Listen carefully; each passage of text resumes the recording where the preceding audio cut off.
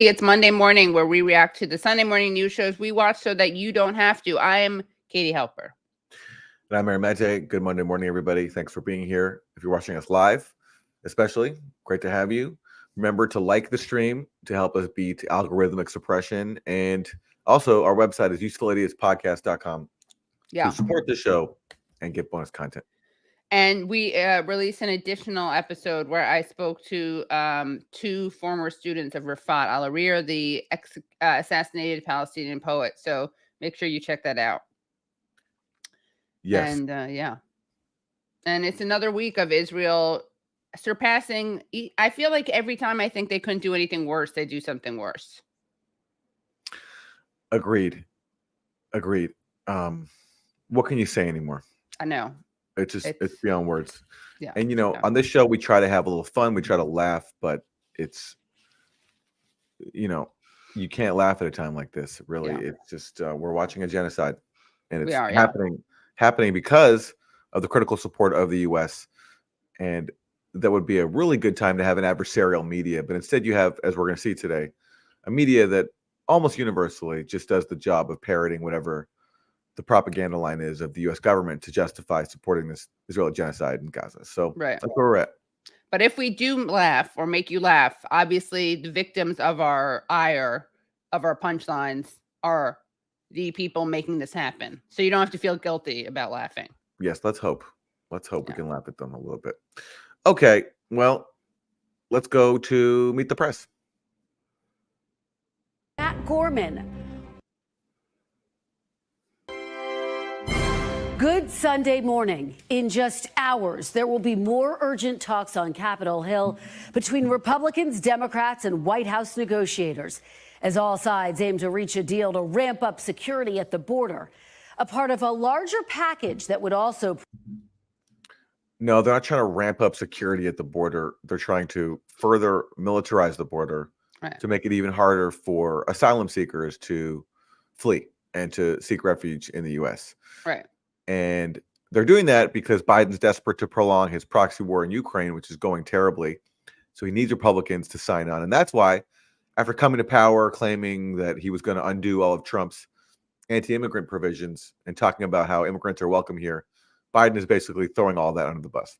Right. So Biden's promise was that, unlike Trump, he didn't hate Mexicans or immigrants, and he also didn't hate Muslims. And what he's doing now is a genocide of Palestinians and cracking down, or as you said, militarizing the border and making it.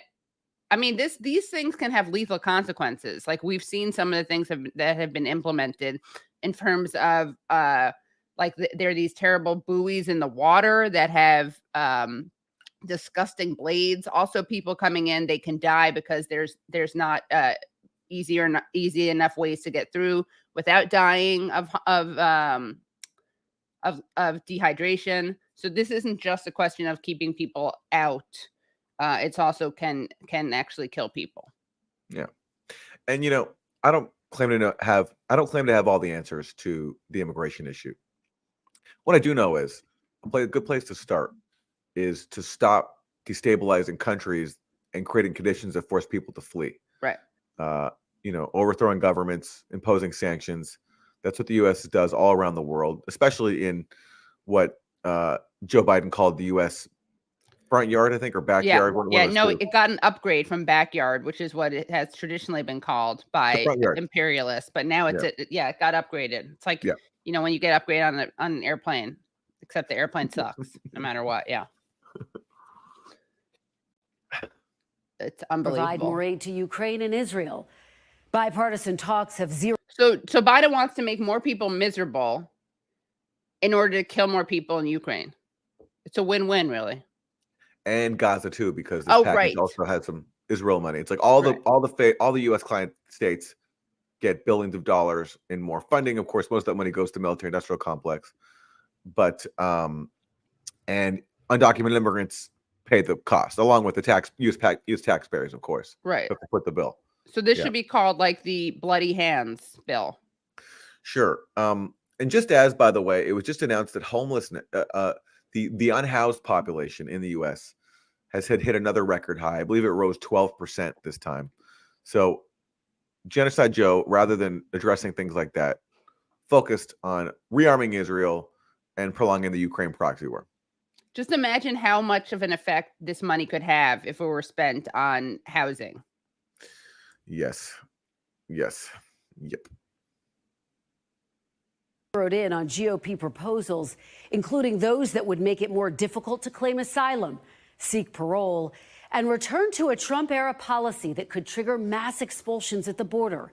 On Saturday, the White House met with leaders of the Congressional Hispanic Caucus who expressed concerns Democrats are poised to cave to Senate Republicans. I want to speak quickly to the Democrats in the Senate and others who are considering supporting this proposal.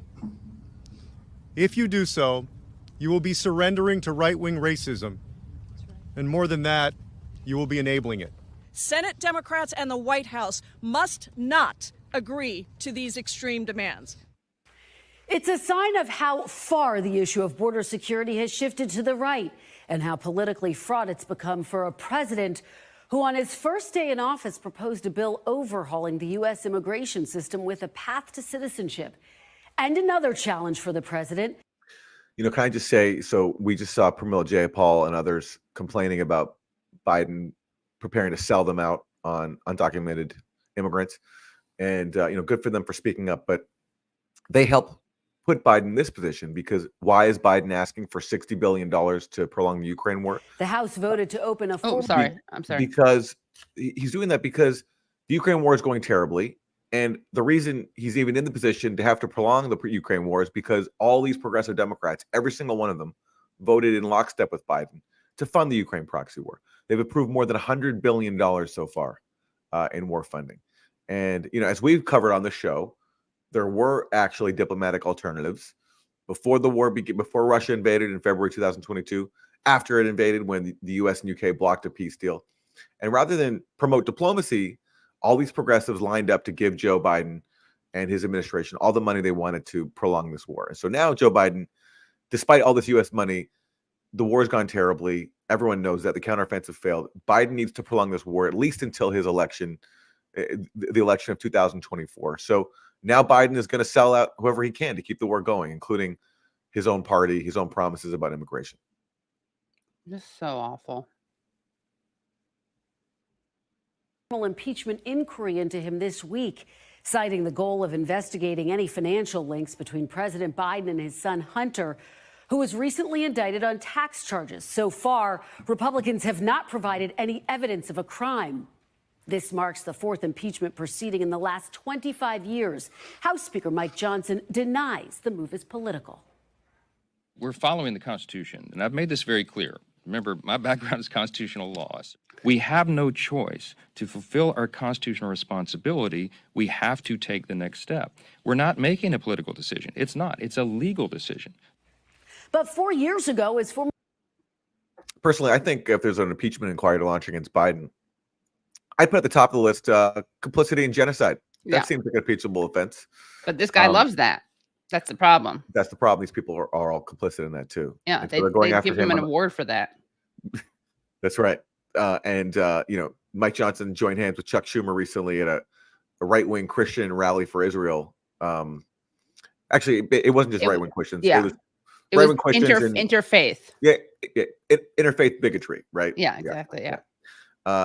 But so they're going after him on the Hunter Biden thing, and Hunter Biden came out this week and said, my father was not financially involved in my businesses. And that's a change of rhetoric because usually, but before it was Biden was not involved at all in Hunter Biden's business. Now he's not financially involved. We'll see what talking point they come up with next. But regardless, I think personally, whatever are the merits of the Hunter Biden, Joe Biden case, I think genocide is a much more impeachable. It's hard to get very excited about things like that when you know that in order to do that, they'd be ignoring major war crimes. But Bush wasn't impeached, so. True. Former President Trump was being impeached. Johnson warned a party line impeachment would cause irreparable damage to the country. The founding fathers, the founders of this country, warned against single-party impeachments. This is the first time in the history of this nation, in 243 years, that a president has been treated in this manner, when one party has followed and pursued a predetermined political outcome.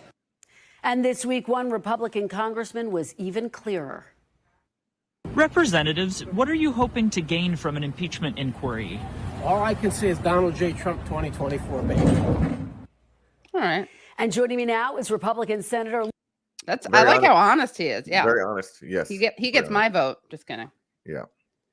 Yeah. I mean, to be fair, the impeachment wasn't actually that uniparty. There is a lot of bipartisan support for the impeachment of Trump.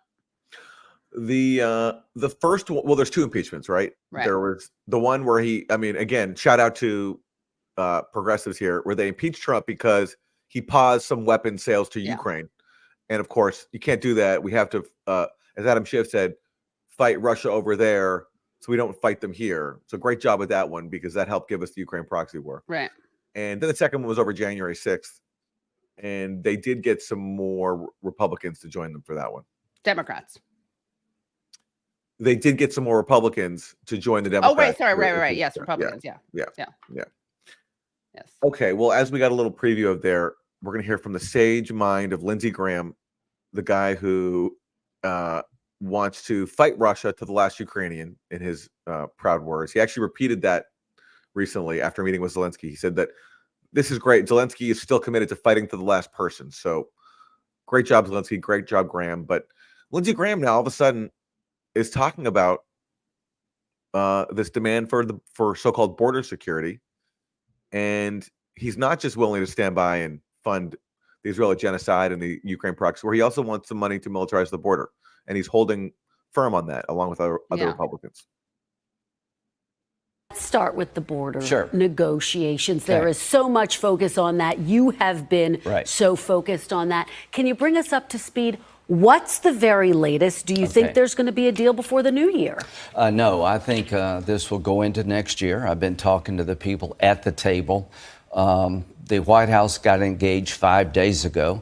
They sent over a supplemental with border security provisions that did nothing to change policy. We've been talking to them since September. 5 days ago, they finally sat at this table. Senator Lankford's doing a good job. The bottom line here is we feel like we're being jammed. We're not anywhere close to a deal. It'll go into next year. And let me tell you why it's important to get a good border security deal. What Congressman Castro said was pretty offensive. According to the FBI director last week, he's never seen more threats to the homeland than he does today. Wherever he looks, he sees blinking lights. The border has been obliterated since January 21 till now. We've had 6 million people come to date. There are 3.6 million on schedule to come this year alone. The policy choices of the Biden administration has made the border a dangerous place to come to. America is under threat, according to the FBI director. Since October the 7th, jihadist groups want to attack us because we're helping Israel. I've never been more worried. Okay, well, that's some interesting news. So not only are we supporting a genocide in Gaza by Israel, but also, according to Lindsey Graham, and I'm not taking what he's saying at face value, but this is just according to what he's saying, we're also making the U.S. more dangerous because we're supporting Israel's genocide. So, great job all around. Yeah, seriously. I mean, I wish it would be amazing if imagine if Biden didn't cave to the right wing and also didn't fund a genocidal, I don't even want to call it war in Israel because that makes it sound too symmetrical, but genocidal assault and a pointless proxy war in Ukraine. Absolutely. Absolutely. Wouldn't that be amazing? Wouldn't that be amazing? Not something we can ask for from Genocide Joe. And by the way, as you said, Aaron, the thing that if the United States wanted to deal with this, what they're portraying as a crisis, a good start, of course, would be to normalize relations with Venezuela and sanctions, and also hire judges, because so that people's asylum claims could be handled, expeditiously. Mm-hmm. There's a lot of dysfunction because there's so few judges doing this. Mm-hmm. Mm-hmm. Well, there we go. There we go. That's one. I've never heard that solution discussed on these shows, at least. Yeah, of course not. This is why you tune into Useful Idiots for exactly not just some laughter, but some common sense solution to the immigration issue. Okay, Yeah. let's hear more from Senator Graham. Humane response to those who want to get here. 11,000 people Friday. Let me ask you about Ukraine, because you just mentioned Ukraine as well. Obviously, if you break through this logjam at the border, you get a deal on Ukraine as well. The last time you were on this program, here's what you said about the need to fund Ukraine. Take a look. To my House colleagues, if you strip out Ukrainian aid, Russia will keep going. There will eventually be a war between NATO and Russia, and it will be a green light to China to invade Taiwan. Senator, this week you said, quote, I'm more worried about our border than Ukraine, 100%. If you don't get a deal on the border, are you willing to walk away from aid to Ukraine, or is that not still essential? I am willing to. Before we hear his brilliant answer, they really need to get their talking points straight. So you heard him say that unless we keep arming Ukraine, Russia is going to keep going. They're going to invade somewhere else in Europe, right? Well, this week, as Zelensky was visiting Washington to beg for more money to keep the proxy war going, the U.S. declassified quote-unquote intelligence, right?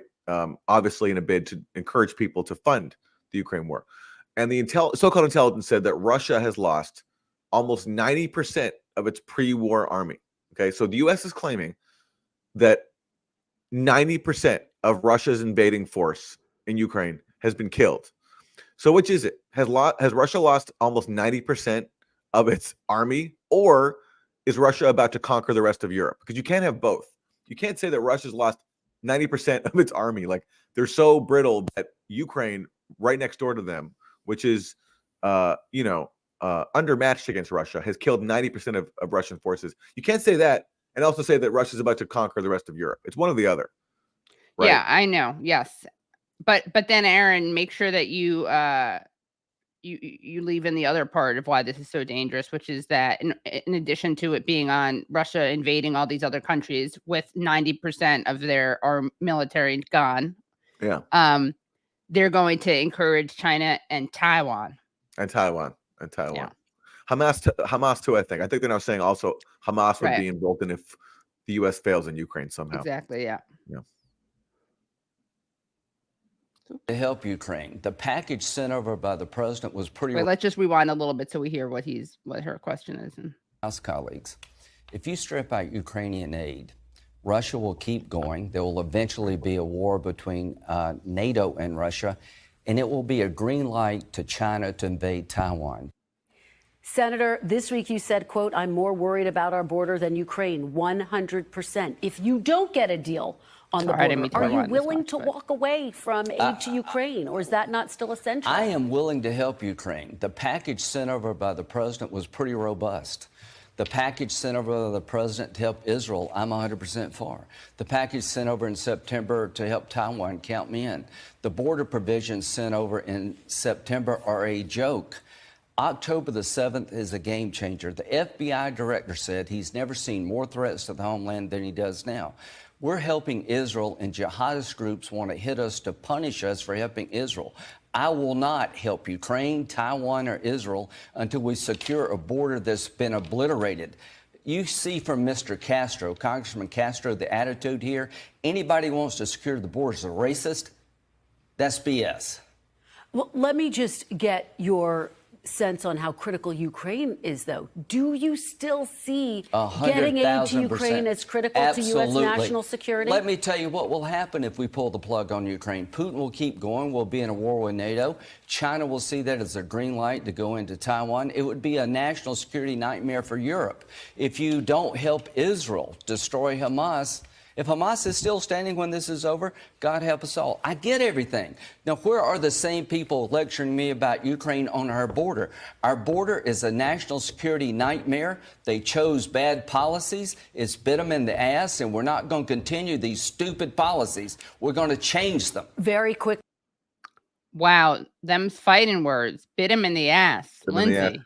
Yep. You kiss your mother with that mouth?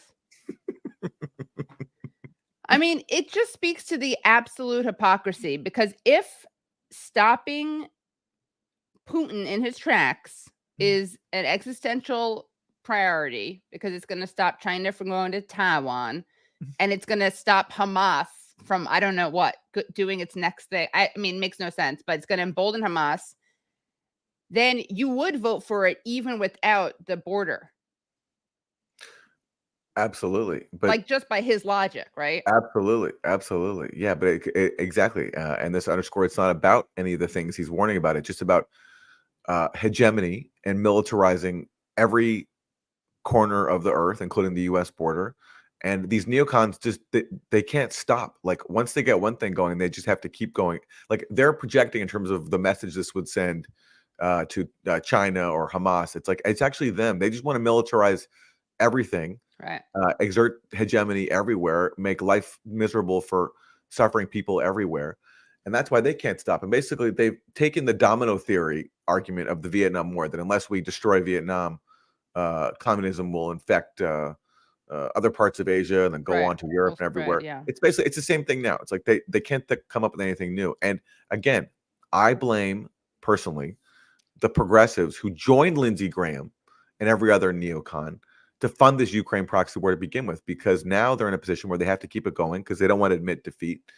And so they're going to sell out a whole new group of people, which is undocumented immigrants. And if I'm predicting, I think they're going to get it. I do think they're going to make a deal. I don't know if it will happen this month before the new year, but I do think it will happen because Biden and people like Lindsey Graham are so united on the Ukraine proxy war.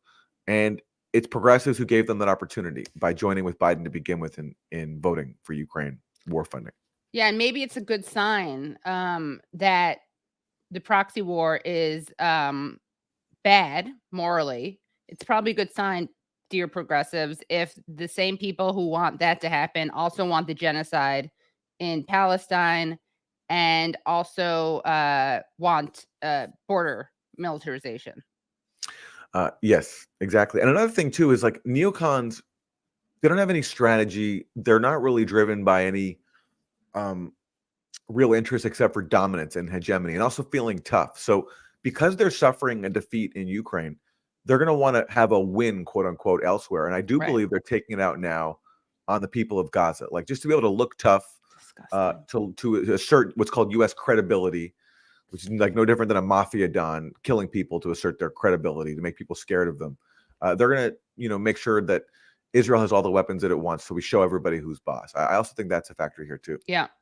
And of course, Israel, in terms of humiliation and defeat, part of what's motivating them, I mean, there are a bunch of things, including a desire for ethnic cleansing. We know that, I mean, it's unbelievable that we had on one of these shows, Ron Dermer, who's been tasked with the task of thinning out the population of Gaza. That was reported in an Israeli newspaper. And it's unbelievable that while he was on, they didn't ask him about that. It's unbelievable that that hasn't been covered on these shows. I mean, that's such a relevant piece of news that any responsible journalist would mention. It's absolutely, like, again, with every time I think the media couldn't get worse, it gets worse.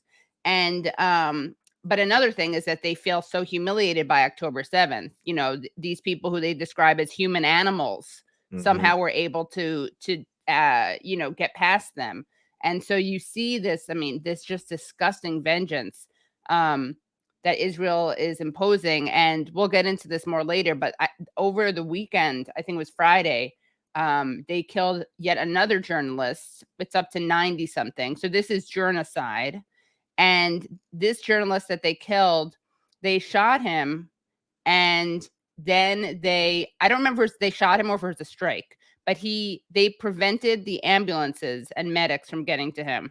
He bled to death over the course of 5 hours. Not only would they not allow medics to get to him, they shot a paramedic who was trying to get to him.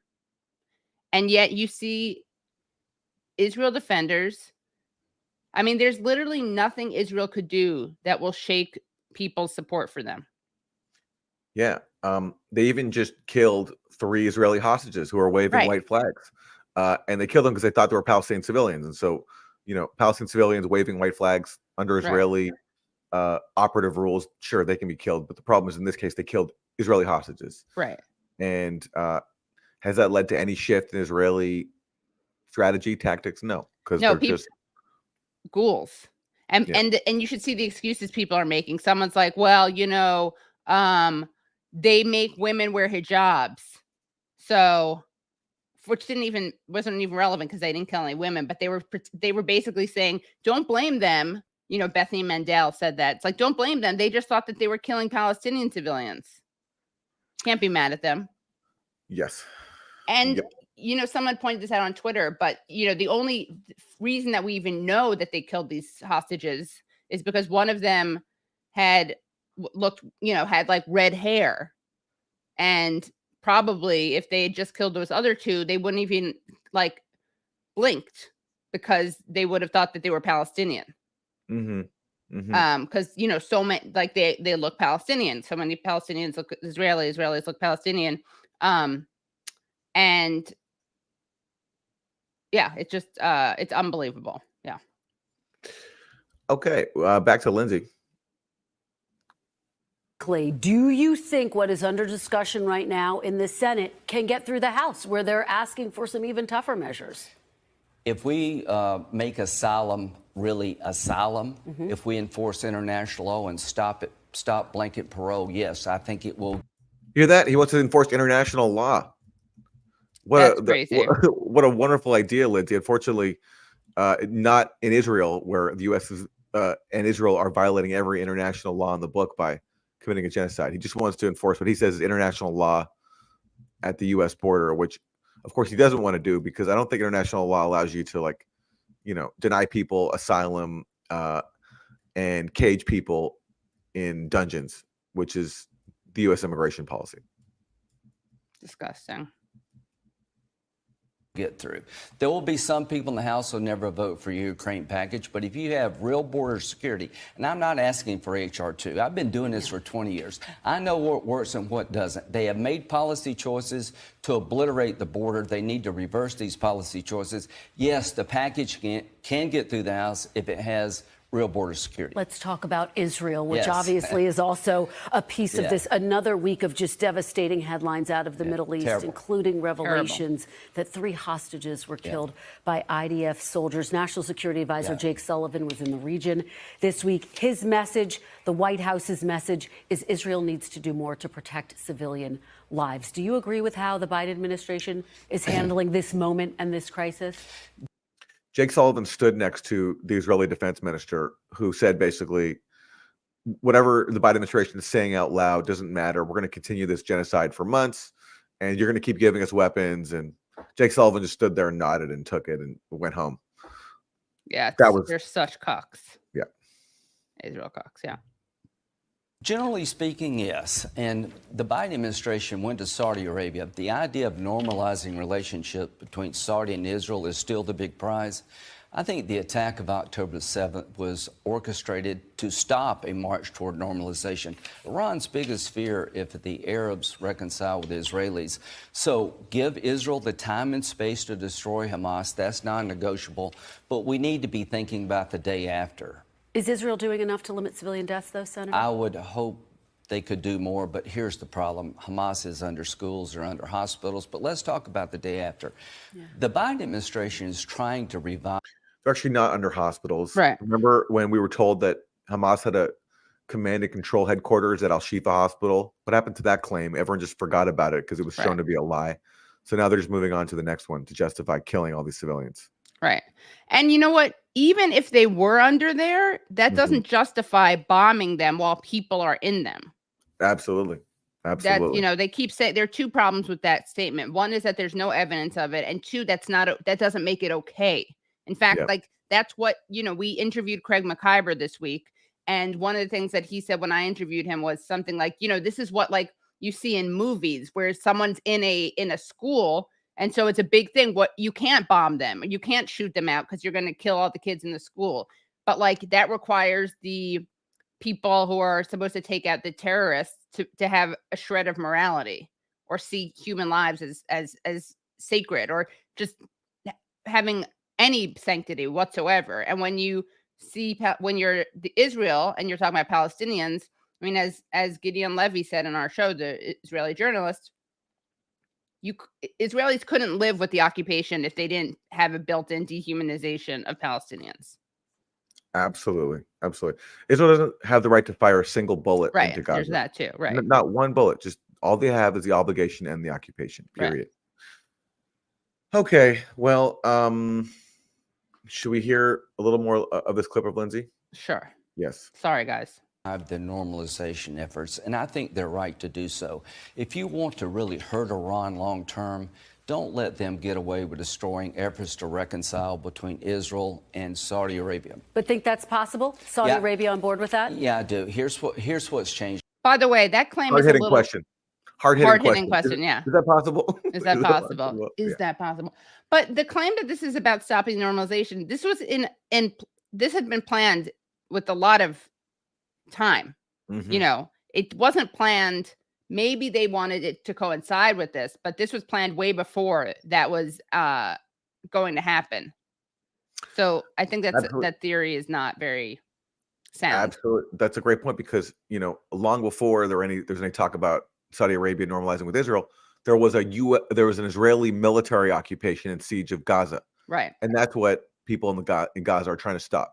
Yeah. And so Lindsey Graham, with the help of Meet the Press, is trying to pretend as that this is all about stopping normalization. The fundamental issue, this is about the occupation, which they never discuss ever. It's like that's like a 4-letter word, occupation. You just can't say that on TV.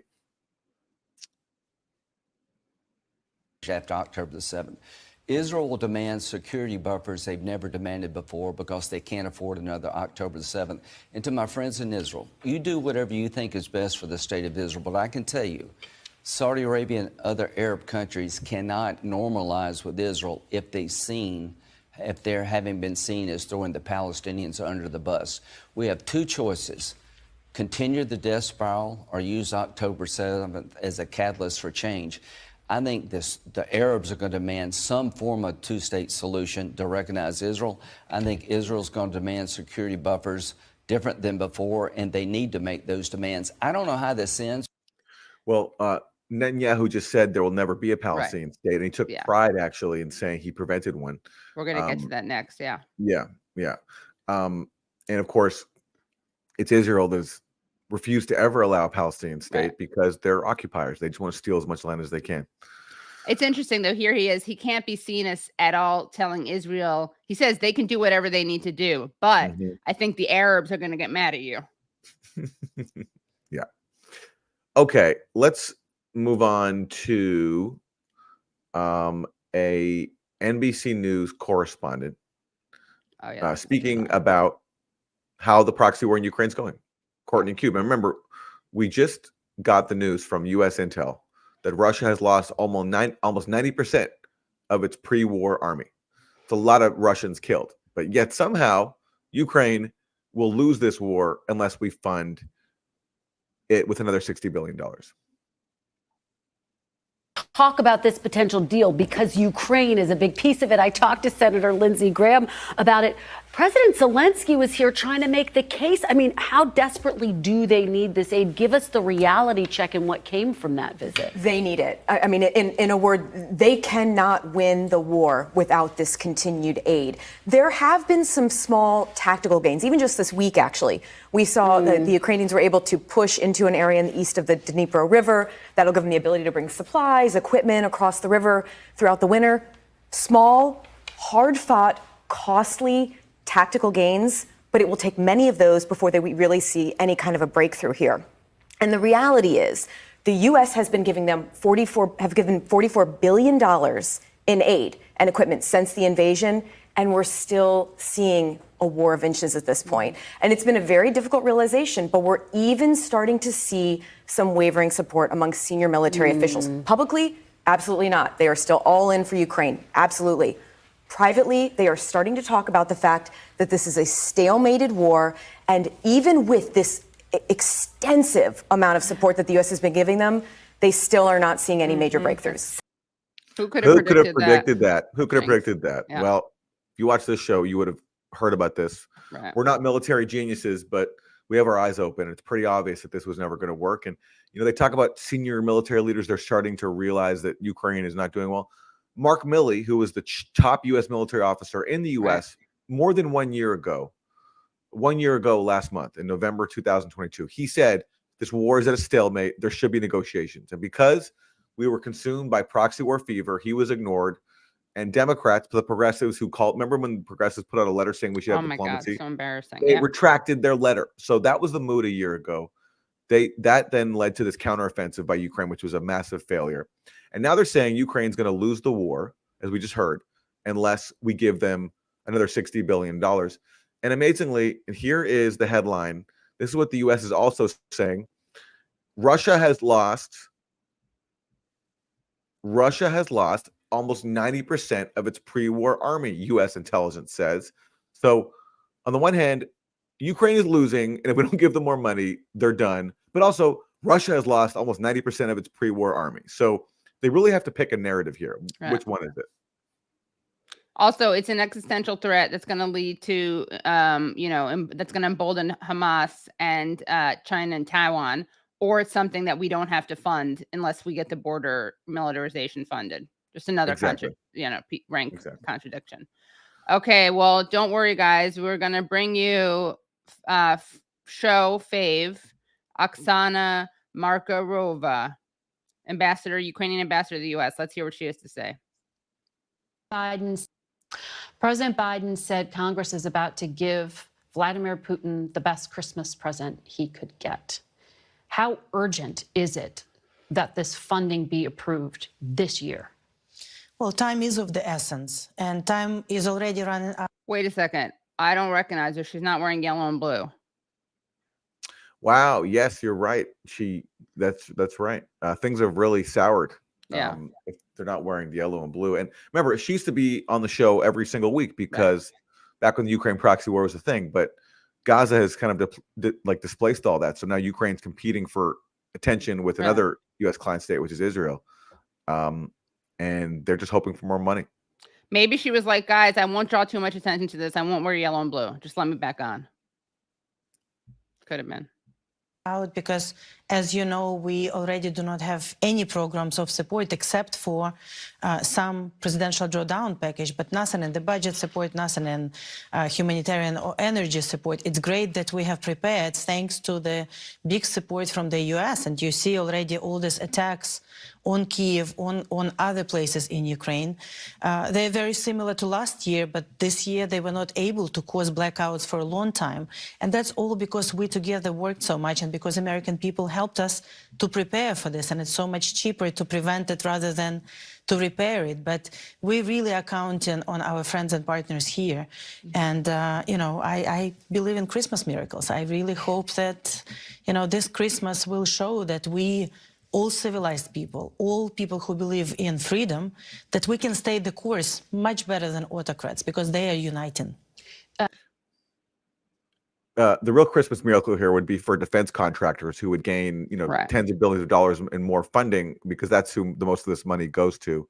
And it's just, not to belabor the point too much, but this is just so sad. I mean, Ukraine could have kept all of its territory had it just made a peace deal with Russia, declared its neutrality, not join NATO, respect the rights of the millions of people in eastern Ukraine who identify with Russia, who speak Russian, and who the post-coup government that came to power in 2014 in Ukraine with U.S. help was cracking down on. But instead, in the name of trying to fight Russian influence and not become colonized by Russia, they're now completely dependent on the U.S. to the point where they have to beg for a Christmas miracle to keep their proxy war going. And it's just sad. And how many tens of thousands of people, Ukrainians and Russians, have lost their lives for this stupid war. While meanwhile, you have U.S. homelessness up 12%, all these issues here at home that could be addressed with all the money they're funneling into this war in Ukraine. Right. So we're going to next see a clip with Chris Coons, Aaron's friend, Aaron's travel buddy, Chris Coons. My train seat mate. Seat mate, yeah. That's right. Yes. Mategate, train seat Mategate. But before we do that, we want to give you some very useful context. So here is a very interesting confession that came from Israeli Ambassador Mark Regev talking to Piers Morgan. So let's watch that first. The Palestinians should have all the rights, all the capabilities to govern themselves, and they shouldn't have the powers that can hurt or threaten Israel. I think that's a sensible formula. So that they shouldn't have their own state. Well, it depends how you define the term state. I'll give you a. Well, should they have the same rights as Israel, for example? Well, I'll ask you the following question, Piers. Should the Palestinians, if they have a state, should they be able to sign, let's say, a military agreement, a military treaty with Iran? Should they be able to have an army, an air force? Should they have all those military powers that could theoretically threaten the state of Israel? And the answer, in our view, is clearly no. Why should they be prohibited from having... My question would be, why should they be prohibited from having exactly the same rights as a state to Israel? Wouldn't that be ultimately the way you actually achieve peace? Not allowing the Palestinians to have the same rights as Israelis has just not worked, has it? I mean, demonstrably not worked. Well, the answer to your question, Pierce, is because this guy on the right is a supremacist. He believes in the supremacy of Israeli Jews over Palestine's indigenous population, and that's why this guy's such a supremacist that he's not even from Israel. Mark Regev, he's born in Australia, and that's what all these people are. Is they're settlers. There's only a very small percentage of Israeli Jews that actually have always been in Palestine. Right. Most people come from other places, like Mark Regev here, who comes from Australia, and he goes on TV to say that the indigenous people of that land don't have the same rights as him as a settler. By the way, you know what his real last name is? What's that? Freeberg. No way. And he just changed it. Yeah. He changed it to sound more Israeli? Yeah. Yeah. Okay. He just Israelicized it. Just like Netanyahu's last name wasn't Netanyahu. Yeah.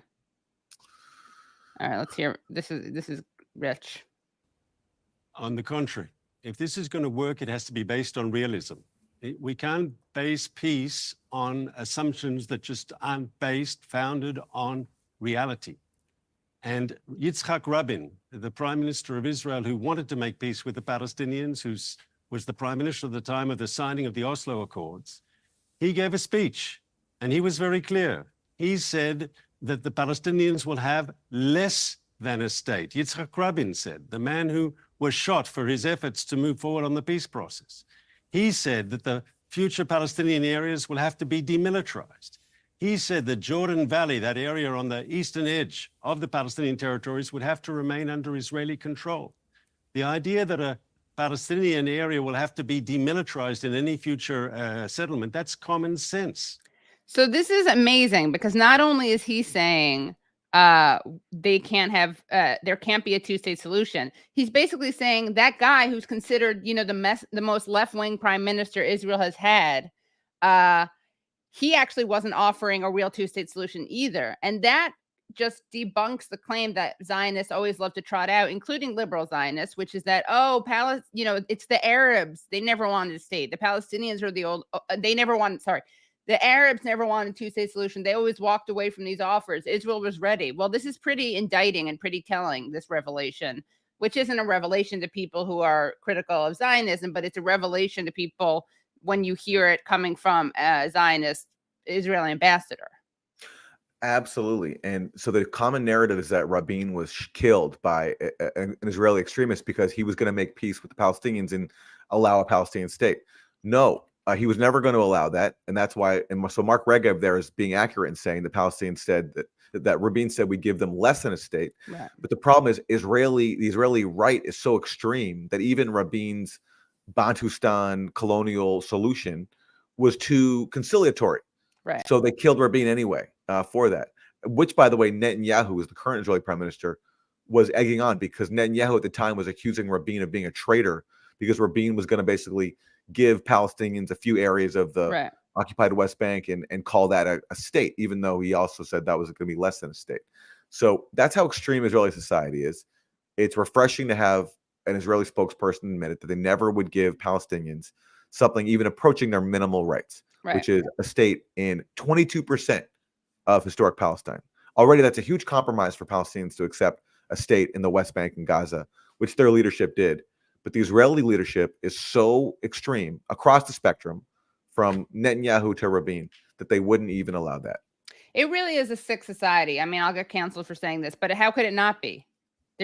Again, you can't not have dehumanization built into it in order to live with an occupation. Absolutely. Absolutely.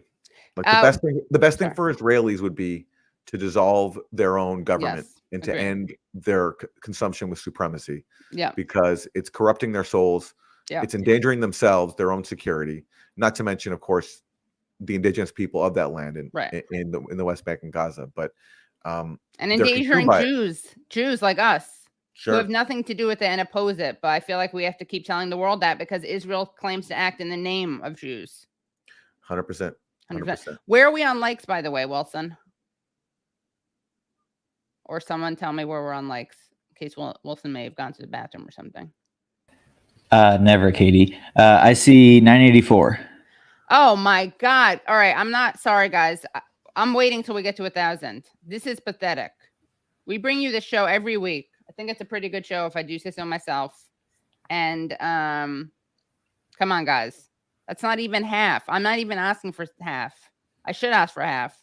I thought you were better trained. Jesus Christ. We did it. All right. But really, please, I'd rather not take out time. Take time out of the show, but you're making me.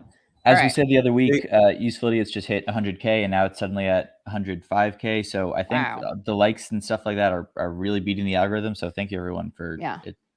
It's starting to catch on. Yeah. And if Israel happens to be watching this stream, if the Israeli government, look at the model we're providing for you. We're willing to settle for way less than half of the likes that we deserve. And so you, Israel, should see that as a model for, and you can settle for just the territory you've already stolen from Palestinians, and at least accept a Palestinian state in the West Bank and Gaza, rather than stealing more of that land too and committing a genocide. But of course, Israel won't do that because, as we're discussing, they're a fanatical settler state. Right. Well, in case you needed more evidence that Israel is not interested in a two-state solution, and more importantly, never was, let's take a look at these screenshots from an article about Netanyahu and what he said recently. PM, I'm proud I blocked a Palestinian state. Looking at Gaza, everyone sees what would have happened. Okay, let's go to the next one. At the Tel Aviv press conference, Netanyahu is asked by a reporter why he did not withdraw from the Oslo Accords, given that he keeps criticizing them.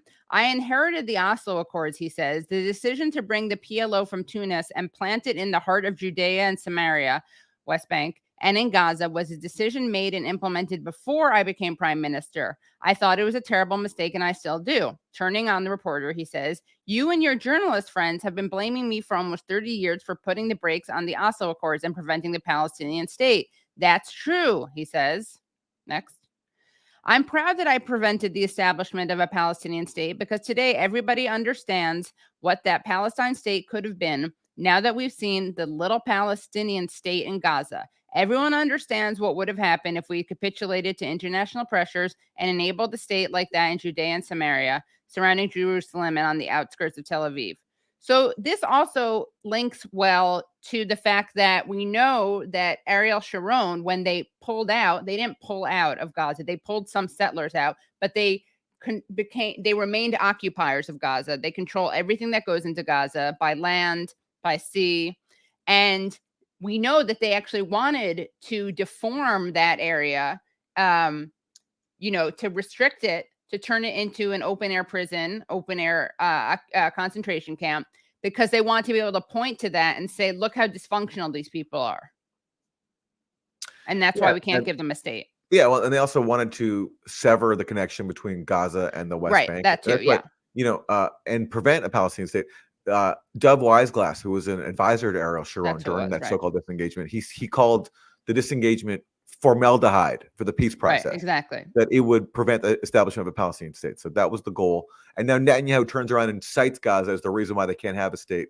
When blockading Gaza and putting it under siege was done to prevent a Palestinian to begin with. Guy's so cynical. He's such a monster. So gross. Such a monster. He really has the support. Person. No matter what Chris Coons is about to say, he has the full support of the U.S. But let's hear now from Chris Coons. All right. My friend, my trained partner. Yeah, Aaron, maybe you should recuse yourself. Maybe you're too close to him. Sorry, my camera's out of focus, so I'm trying to fix that. Okay. There was a pretty strong signal sent last night by Prime Minister Netanyahu when he answered questions from reporters. And he said he's, quote, proud he prevented the establishment of a Palestinian state, and he took credit for putting the brakes on the peace process. He seemed to be referring to President Biden's vision for a revamped Palestinian Authority when he said, among friends, it's important not to foster illusions. That seems to be casting the president's vision as deluded. Is that acceptable from an ally who's asking for billions of dollars in aid? Prime Minister Netanyahu has been an exceptionally difficult partner. And I think President Biden did the right thing right after the horrific attack by Hamas, to go to Israel, to stand strong with Israel, and frankly, to send a firm message to Iran to stay out of this conflict. He deployed. Okay, so Netanyahu, he just says, has been a terrible partner, but yet Biden did the right thing in going to Israel and giving Netanyahu a giant hug and giving him all the money and weaponry that he wants. A little contradictory there. So Netanyahu's a bad partner, but yet let's support him all the way. That's Chris Coons' message. Yes. By the way, someone in the questions asked if they're Jewish. Her name is Margaret Brennan. No, she's not Jewish. And Chris Coons is of Irish and English ancestry. But people have to understand that Zionism is a political project that's embraced by Jews and non-Jews, and almost all politicians who are in the Senate. So don't be fooled by that kind of like dual loyalty trope. It's true that certain Jews were raised with Zionist mythology, I guess, but all people raised in the United States are raised with that. So that's my little lecture. Two aircraft carrier battle groups to the region so that Israel could focus on its self-defense against Hamas and not face an open attack from Hezbollah on the north or Houthis on the south, or Iranian forces up on the Golan Heights.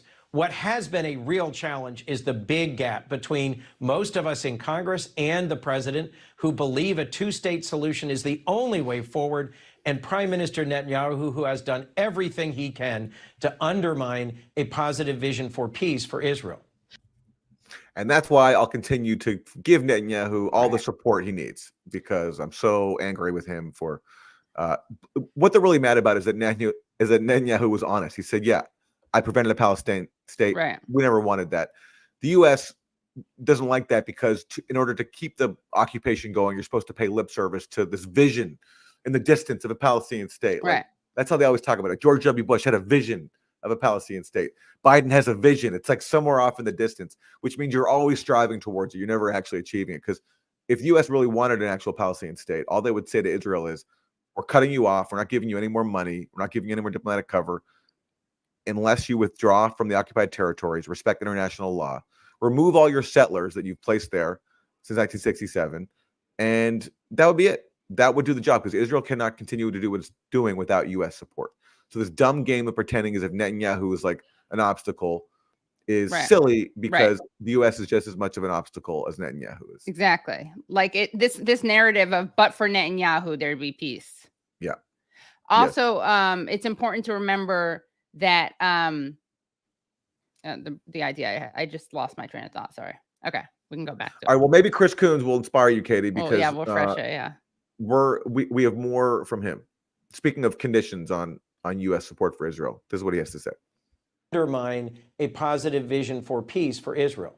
So you have leverage here, though, policy-wise. Yes. I mean, the president has been very vocal in defending the prime minister and his choices. But President Biden did say the bombing is indiscriminate. The U.S. provides billions of dollars, like $3 billion or more a year. We're looking at another 10. Can't you put in some kind of provision here to force adherence to international law or U.S. law, as Senator Van Hollen is proposing? Great question. You just said, Senator Coons, that Netanyahu is a terrible partner. He's undermining peace. So great. Why don't you use your leverage to get him to support peace, to do the right thing? And let's hear what Chris Coons has to say about that. Margaret, there already are requirements in American law that when we send military assistance to another country, whether it's Ukraine or it's Israel, that they have to abide by international law. And President Biden and the senior members of his team who've gone to Israel repeatedly have had some success in pressing. So much success. Oh my God. Look at all that success that the U.S. has had in getting Israel to comply with international law. In fact, the U.S. just admitted that they're not monitoring Israel to see whether it's complying with international law, even though they know exactly what Israel's doing. They're basically giving Israel all the weapons it needs and then looking the other way. That's the reality of what the U.S. is doing. Yeah, it's, absolutely disgusting. And I got to say, this is what I was going to say before. Gideon Levy has made this point in the past in terms of the two-state solution. The people who are now for the two-state solution, if they were against it when it was viable. So anyone who's like in touch with what's happening, there are people who were for the two-state solution before all these settlements were built in the West Bank. But all these people who claim to be for the two-state solution weren't before. They're only for it because they know it's impossible. Because all the settlers. Prime Minister Netanyahu to change direction, most recently in reining in settler violence in the West Bank. Because of elements of Netanyahu's cabinet, folks like Smotrich and Ben-Gvir, that's been difficult for Netanyahu to do, but we have imposed sanctions on those who are fomenting settler violence, and President Biden has successfully pressed to get more humanitarian aid into Gaza and a reduction in settler violence. This is a difficult, challenging moment.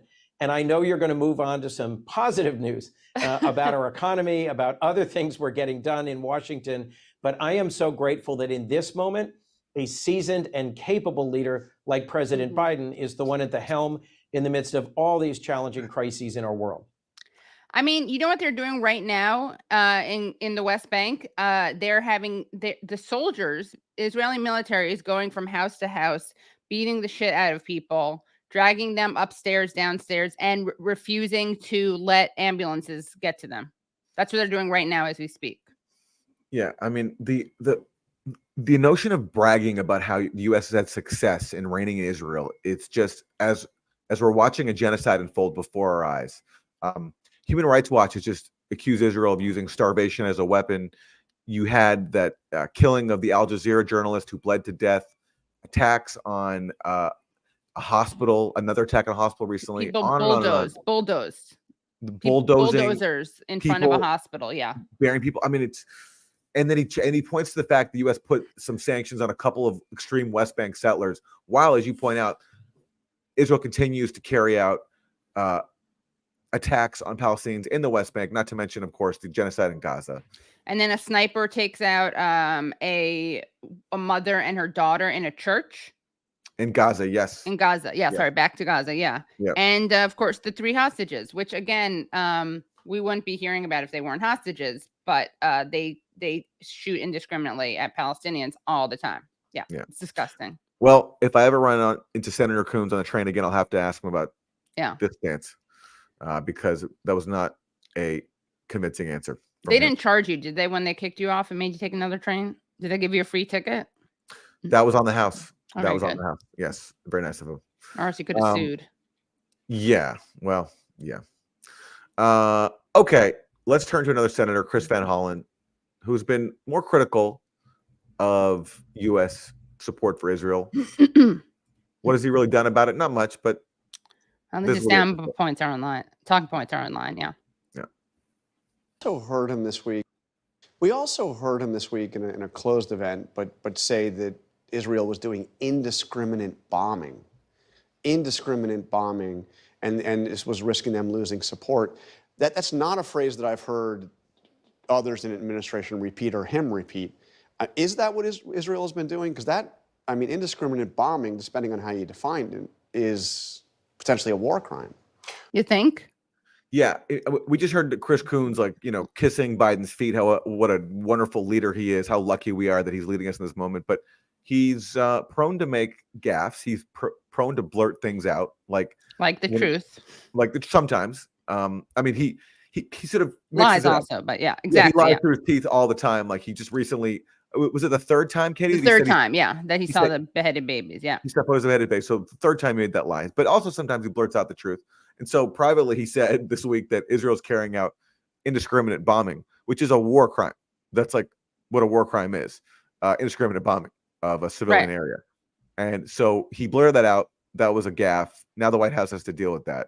And that was a rare case of him telling the truth by mistake. He lies on purpose and tells the truth by mistake. Exactly, right. Well, John, look, here's the bottom line. We do have unacceptably high levels of civilian casualties. That's not the bottom line, Senator.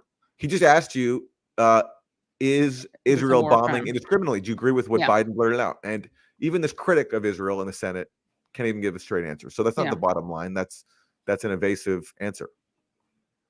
See very loose rules of engagement, way looser than anything the United States would exercise. Which is funny because the United States commits war crimes too, but our war crimes kind of pale in comparison to Israel's. Would not drop a 2,000-pound bomb on a refugee camp to target a Hamas commander. Just yesterday. And if we did, we'd cover it up and say it was a mistake and regret it, as opposed to Israel, who defends it. Snipers fired into a church compound, killing a mom and her daughter without warning.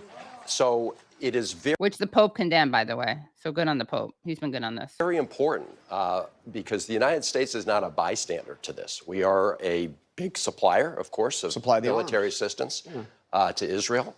So we are with them entirely in the objective of ending the military threat. But again, we need to make sure that our values are reflected in this so long as we are providing all of this equipment. So he didn't give a direct answer. It's very clear they're bombing indiscriminately. Yes, he is raising concerns about U.S. support, but the fact that this is like the furthest you can go in the Senate to be critical of Israel says a lot there. Okay, more from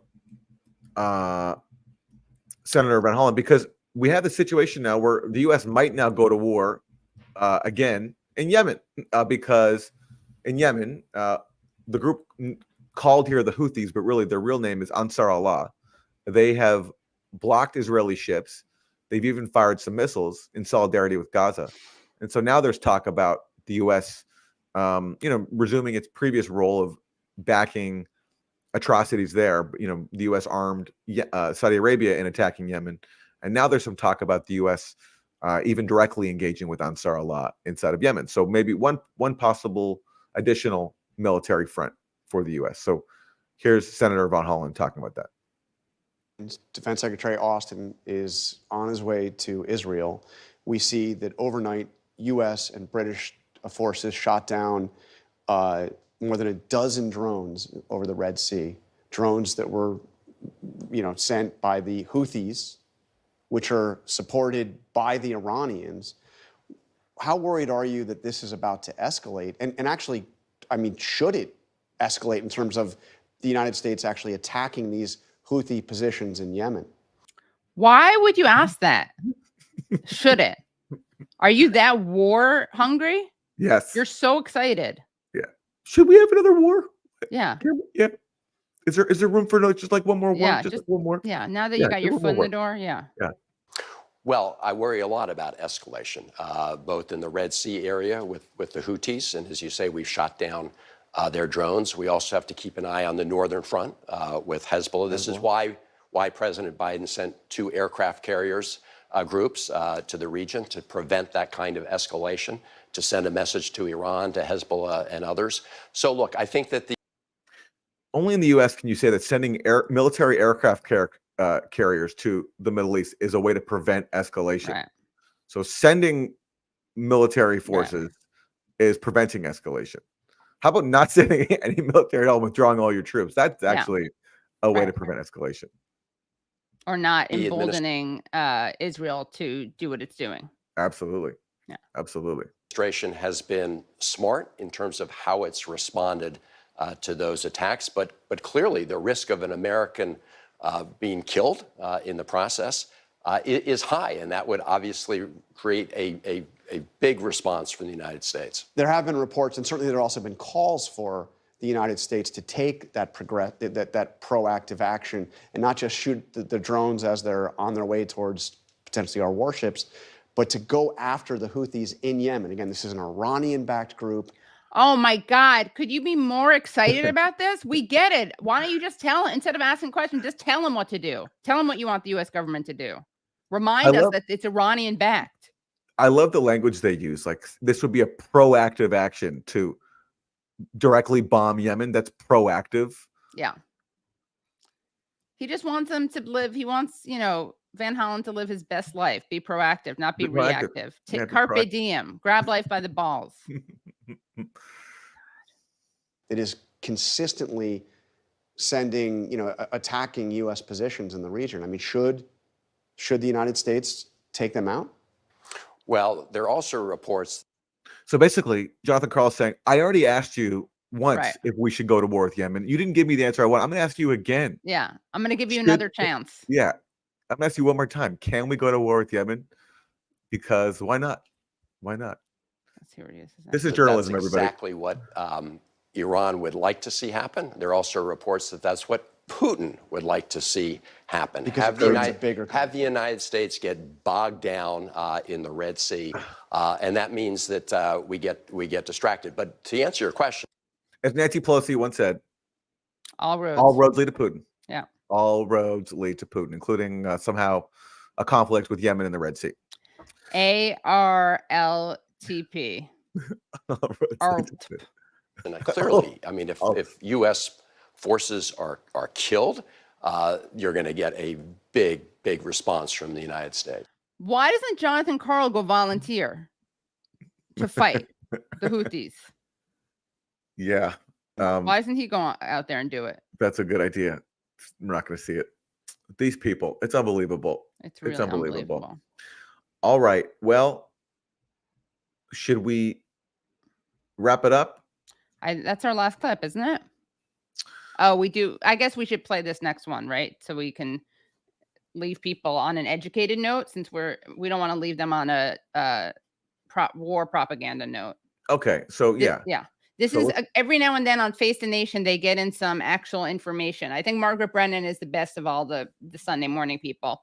So here's CBS News producer Marwan Al-Ghul talking about Gaza. Imagine that.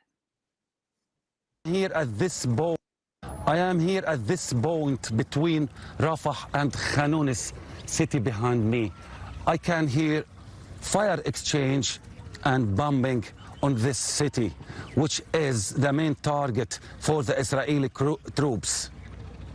In the other direction, Rafah still have receiving more and more fled people from Khan Younis city and in the north of Gaza Strip.